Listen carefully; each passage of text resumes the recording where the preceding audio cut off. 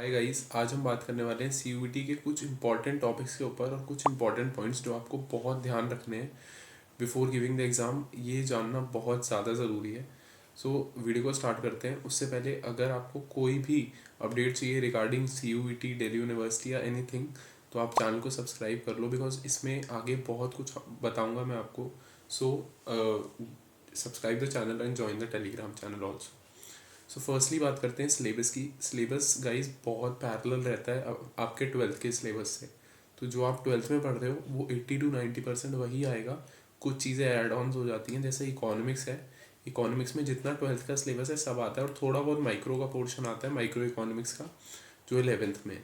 सो ऐसे ही आप एक बार CUET समर्थ की वेबसाइट पे जाओ, वहाँ पर आपको हर एक डोमेन का बेसिकली, जो इंग्लिश है, जर्नल टेस्ट है, या मैथ्स है, या कोई भी सब्जेक्ट है, उसका सब डिटेल में आपको वहाँ पर सिलेबस मिलेगा, जो जो CUET के पूछा जा चुका है। सो गाइस, हर साल CUET का पैटर्न और CUET के एग्ज़ाम का डिफ़िकल्टी लेवल थोड़ा बढ़ता जा रहा है।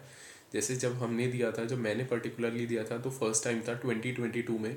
तब पेपर फर्स्ट टाइम हो रहा था, चीज़ें इतनी साफ भी नहीं थी, तो पेपर का पैटर्न मैं कह सकता हूँ कंपैरेटिवली 2023 के ईजी था। बट 2023 में जैसा मैंने देखा, difficulty of questions and trick based questions थोड़े बहुत ज़्यादा आ गए थे, और जो ऑप्शंस थे वो क्वेश्चंस के, वो थोड़े से ट्रिकी हो चुके थे। तो ये भी आप एक्सपेक्ट कर सकते हो। तो गाइस, अपनी प्रिपरेशंस उसके अकॉर्डिंग ही करो, और ज़्यादा से ज़्यादा प्रिपेयर करो। MCQ बेस्ड क्वेश्चन ज़्यादा से ज़्यादा करो। थ्योरी पढ़ने से और कॉन्सेप्ट्स को रिवाइज करने से बात नहीं बनेगी, क्वेश्चंस को भी उसी तरीके से MCQ बेस्ड पढ़ना पड़ेगा। Also guys, as you know, इस बार अब सब कुछ कैलेंडर ईयर के हिसाब से हो रहा है। पिछली बार भी ऐसा ही हुआ था। सो अब ज़्यादा टाइम आपको नहीं दिया जाएगा एडमिशन प्रोसेस के बाद प्रिपरेशन का, तो ज़्यादा मत सोचना। और कुछ बच्चों को जो भी डेट्स आती हैं बेसिकली CUET की, वो एक टाइम फ्रेम में आती हैं और टाइम पीरियड के अकॉर्डिंग आती हैं। तो आपका एग्ज़ाम थोड़ा पहले भी हो सकता है और थोड़ा बाद में भी हो सकता है। ये सारा लक के ऊपर डिपेंड करेगा। सो अपनी प्रिपरेशंस को अकॉर्डिंगली ही प्रिपेयर करते रहो। थोड़ा सा अपने ट्वेल्थ के साथ ही थोड़ा थोड़ा प्रिपेयर करते रहो, जिससे कि आपको बाद में बहुत ज़्यादा प्रिपेयर ना करने की दिक्कत हो और प्रेशर बहुत ज़्यादा ना आए आपके ऊपर। Guys, now the fourth thing, ये थोड़ी टेक्निकलिटी है अबाउट द एडमिशन्स।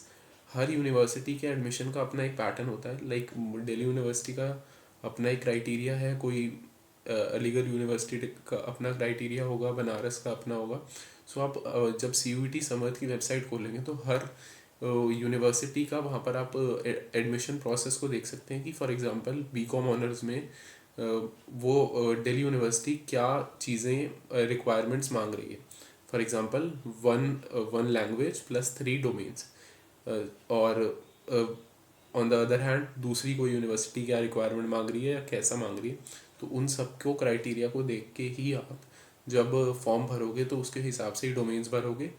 तो ये थोड़ी टेक्निकलिटी की बात है, ये बात की बात है। सो मैंने आपको बता दिया, जस्ट आप इसको बाद में गो थ्रू कर सकते हो। सो ये सारी चीज़ों को ध्यान में रखना, अदरवाइज़ ये आपके लिए बहुत ज़्यादा प्रॉब्लमेटिक हो जाएगा in at the time of admissions, क्योंकि फिर आपको अपने मनपसंद का कोर्स नहीं मिलेगा, कोई प्रॉब्लम हो जाएगी। हो सकता है आप उतने पेपर ही अटेम्प्ट ना करके आओ कि आप एलिजिबल हो पाओ अपने कोर्स को लेके।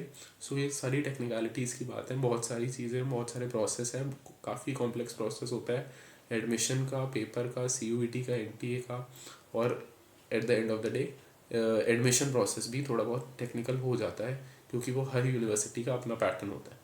तो ये सारी बातें बताऊँगा। सो इसके लिए आप चैनल को सब्सक्राइब कर लो, काफ़ी सारी वीडियोज़ आएंगी। टेलीग्राम को ज्वाइन कर लो, जिसमें मैं आपको सिलेबस और थोड़े थोड़े MCQs जिनमें से मैंने प्रिपेयर करा था, और सारी चीज़ें मैं बीच बीच में भी भेजता रहूँगा, जिससे आप बीच में भी प्रिपेयर कर सकते हो। So join the Telegram channel and subscribe the channel.